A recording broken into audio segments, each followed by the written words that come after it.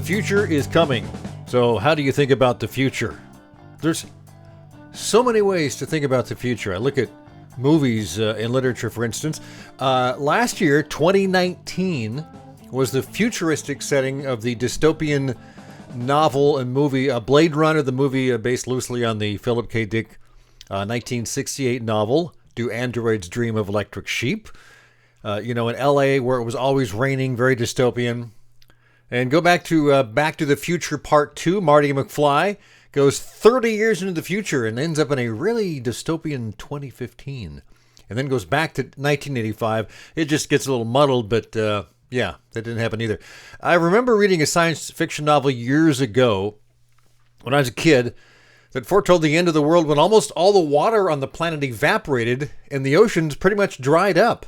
There wasn't much left. That's probably not going to happen.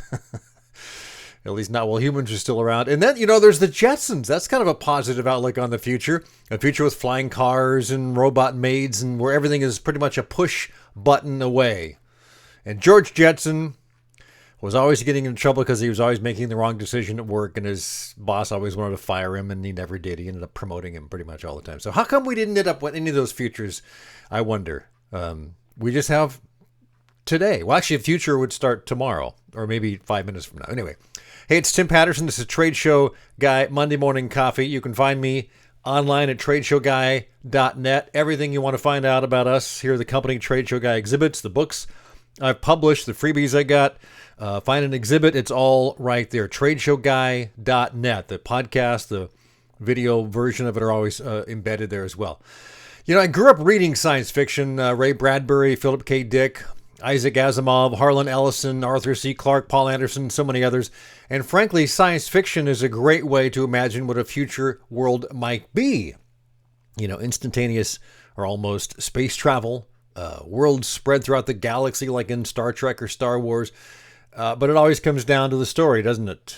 What story are you telling? What is a conflict? It could be an old Western. It could be a soap opera in space like Star Wars. If you don't have conflict, the setting doesn't matter. Conflict makes a story when it comes to fiction. So speaking of the future, we were kind of, I guess. Next week, a week from today, I believe, when this is published, I'll be flying to Anaheim for Natural Products Expo West. Trade Show Guy exhibits, has a lot of clients there, so it'll be busy. Making them look good, getting their exhibits set up and make sure they get set, dismantled and packed away and all that stuff. And, of course, seeing who else is there, meeting people. If you're going to be at the show, find my contact information on the blog, tradeshowguyblog.com. Ping me and, hey, I'll be glad to meet you and buy you a cup of coffee. How's that sound? This week on the podcast, a fun interview with trade show consultant, author, keynote speaker Hiett Ives, who also has a great short weekly newsletter on language that I really love. It's fun. Hiett's been in the trade show world for decades and has a lot to share. I want to welcome to Trade Show Guy Monday Morning Coffee, Hiett Ives, a trade show consultant, author, keynote speaker. Hiett, it's so nice to have you on the show. I really appreciate you taking some time. My pleasure. Absolutely. Well, I know that we've had many communications over the years. I'm not sure exactly how we met. You might have reached out to me or vice versa. You're in Texas, is that correct? In beautiful Houston. Beautiful Yes. Houston. My brother lived there in the 80s and early 90s, and I visited a number of times, and all I can say is it's big and flat. I got here by way of New York City. I was working in New York, and they were talking about what they call the buckle of the Sun Belt. They refer to Houston as the buckle of the Sun Belt. So I packed up everything I owned in 1970 and drove down here, and the rest is history.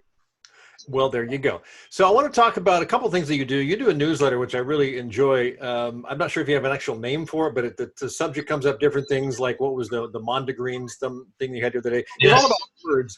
And you have a book called That Ain't Not Right, which is a fascinating title. But you love words, obviously. So where did that come from? How did you decide to start writing about words of the English language and where they came from? Well, my father was career military. We spent 4 years in the UK, and he shipped me off to a Jesuit boarding school. And I was there the 7th and 8th grade. And they had an annual essay contest. And everybody, it was 4 grades, 5, 6, 7th, and 8th grade. So it was 1 page, 2 page, 3 page, 4 page. So in the 7th grade, I wrote a 3-page essay. Went down to the mailbox and ... and had to write 3 pages from there. Well, an 8th grader always won the contest, except when this American hit the scene, and I was awarded best writer in the school as a 7th grader. Wow. By the British Jesuits.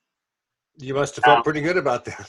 Well, I felt good, but it wasn't until a few years later that I said, if the British Jesuits saw something in my writing skills, perhaps I ought to hone this skill. Right. In writing, to hone your skills, you have to just keep doing it. So you've done this newsletter for a while now, and you kind of explore what, homonyms are, or mondegreens, and all sorts of stuff.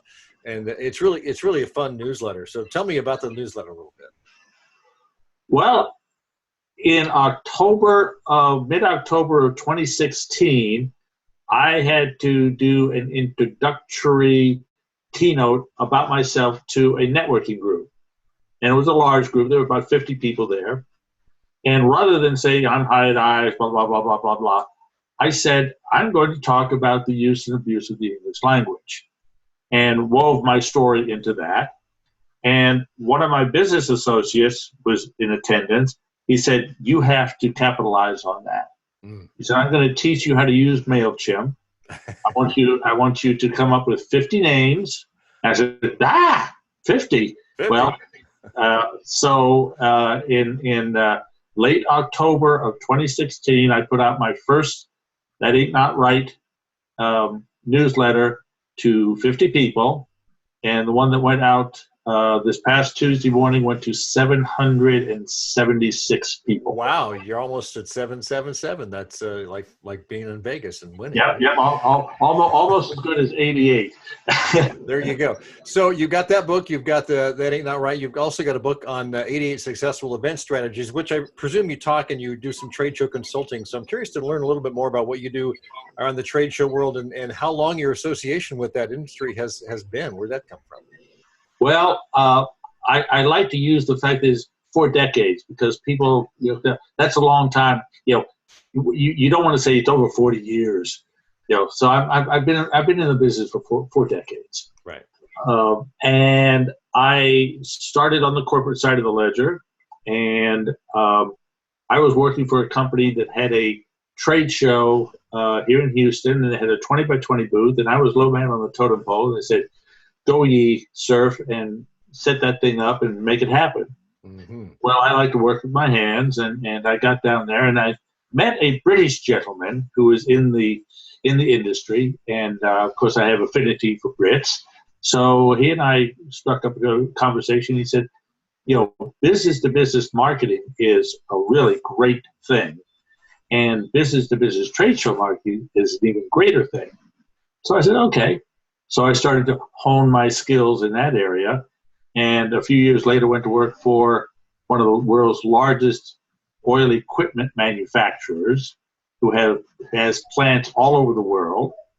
And for the next 6 years, I did their worldwide shows and exhibits in places like Scotland, Norway, Russia, China, Singapore, Bahrain, Saudi, Rio, Caracas, Maracaibo, all over. So you have this booth shipped there, and you'd coordinate the setup or be a part of the setup, and then just do whatever the marketing entailed. Do you actually get into, were you partaking on the show floor? You weren't just doing the booth itself. You were like interacting with all of the attendees and that sort of thing as well. In fact, that's where I came up with my guarantee. I have a company called Show Dynamics, and the tagline is Trade Show Leads Guaranteed. Gotcha. Now, the way I guarantee them is I help them come up with the open-ended question, the who, what, when, where, how open-ended question that literally requires the person you're addressing that question to either qualify or disqualify themselves. And I've always thought, from like the day one when I got into this industry, I learned that That's really the critical key, because you got so many people coming through and there's very little time. You want to make sure that you're talking to the right people. So you have to disqualify as quickly as you have to qualify. So you have questions. Can you give an example of the type of question that might be critical at that stage? Tim, how do you use this in your operation? Tim, who's responsible for this function in your company? Tim, where do you use this particular service? When was the last time you used this in your company, Tim?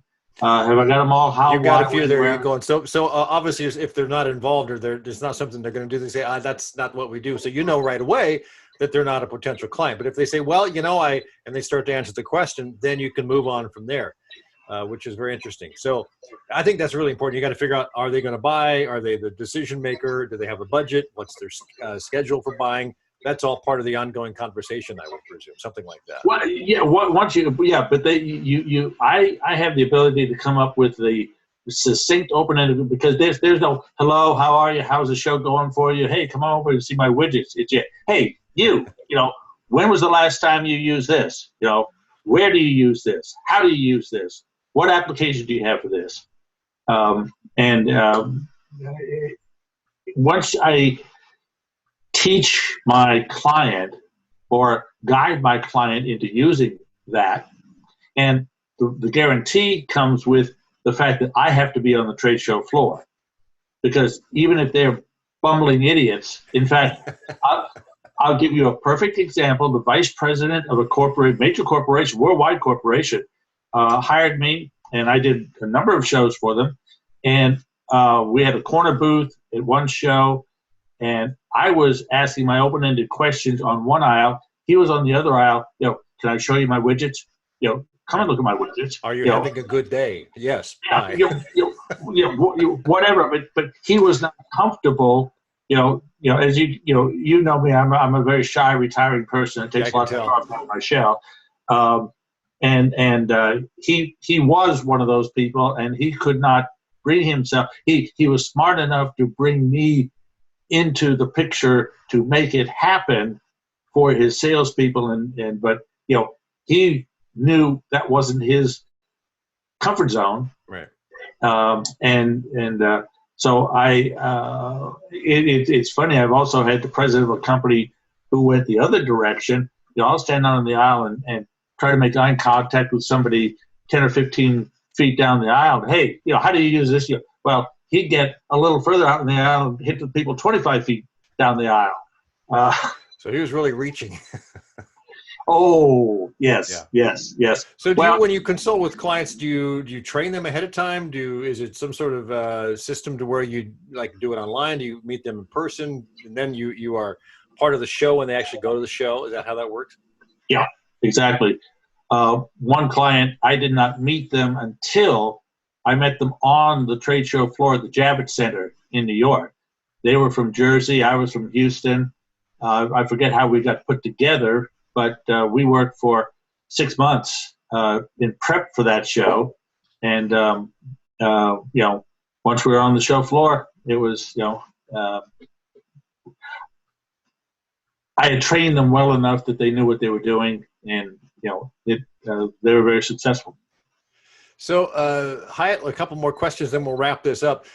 When you go to a show, trying to figure out how to ask this. When you advise people to go to a show, do their booth staff need training ahead of time if you don't get involved? I mean, do you think that's a wise thing, for instance? Oh, absolutely. Absolutely. Yes. And I do that. The basics of you don't stand together, you don't eat, you don't telephone, you're not on the computer. But on the positive side, it's here is the open-ended question you are going to ask. Here is a lead qualifying card that you're going to follow. That you used to be able to give this to someone when they fill them out, but that's not people don't want to do that. So I'll say in a range, how many employees do you have? Is it 1 to 5, 10, 5 to 10, 10 to 20? I've worked out the ranges. What's your budget range? Also qualifying. Those are qualifying things. On a range 1 to 5, 5 being very important. How are the following things? On-time delivery. nearness of supply. So you can once you hit them with the right open-ended question. And the neat thing about an open-ended question is, if it doesn't work, you can change it. Yeah, and you can, and a good open-ended question leads to more questions. Absolutely. So yeah, and a closing question like the one that I kind of mocked on earlier is like, "Are you having a nice day?" That's the worst thing you can say. Or are you enjoying the show? Yes, thanks. Bye. So where can people find you, Hiett, online? Your company, Show Dynamics. I would presume we can track down somehow. Showdynamics.com. You can also find me at HiettIves.com, and that's HIETT. Sounds like the hotel is just spelled differently. Okay. HIETTIVES.com. And you can reach me at my friendly neighborhood cell phone, 832-372-6900. That's 832-372-6900. He sounds like a radio guy. And I presume on one of those you could track down your newsletter or your books. The books are on Amazon, but all that stuff is there. Hi, it's a pleasure having you on the show. I really appreciate you sharing your knowledge, your expertise, and I'm sure we'll connect again soon. Thank you so much. My pleasure. Thank you, Tim. Thanks again to Hiett Ives for joining me on the podcast/video blog this week. I really appreciate it. Check the show notes to track him down.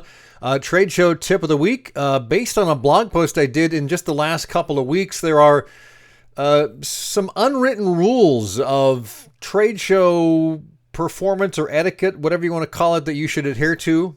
And I like to point these out now and then because I see so many people break them. No eating in the booth. If you're on duty, no eating in the booth, no sitting in the booth, no being on your phone unless you're taking care of some business. I mean, actual business, not just talking to your girlfriend or boyfriend. Greet visitors with a smile. That's kind of an unwritten rule. Have a great, engaging question, just like Hiett was talking about. Being on time when you're scheduled to work. Don't show up late. And my last one always is the best, of course. Wear comfortable shoes. Not those brand new shoes that you got and they look really cool, that you haven't broken in and you don't know what it'll be like when you walk 7 miles in one day and then you don't have any other shoes. No, bring the comfortable shoes. Bring back your 2 most comfortable pair of shoes. They should be nice looking, but they should be comfortable. That's like the most important part. So one good thing, where'd it go? Here we go. Completely Grocery and the Sauce Unlimited, 2 bands that I knew of in Portland in my younger days, like 25 plus years ago. Had some stuff out on CD, saw them in concert a few times. The band members, at least a couple of them, have gotten back together, gone through the old tapes and stuff, and they've reissued some of this stuff. It's kind of fun. It's good rock and roll. It's, like I say, from the 80s and 90s. Completely Grocery and the Sauce Unlimited. I'll See You Again in 25 Years. And then the Sauce Unlimited, Greetings from the Fourth Floor. And I mention these because their Facebook page has gotten active and they've put this stuff out. It's on Bandcamp. I'll have a link to it there. I bought these both. I got them for like $10. I think $12 because I paid $2 for shipping. But as soon as I paid, I got the downloads, the automatic downloads. Fun rock and roll. And what the heck? Check it out. Completely Grocery and the Sauce Unlimited. That does it for this week's Trade Show Guy Monday Morning Coffee. Maybe I'll see you in Anaheim. Have a good week.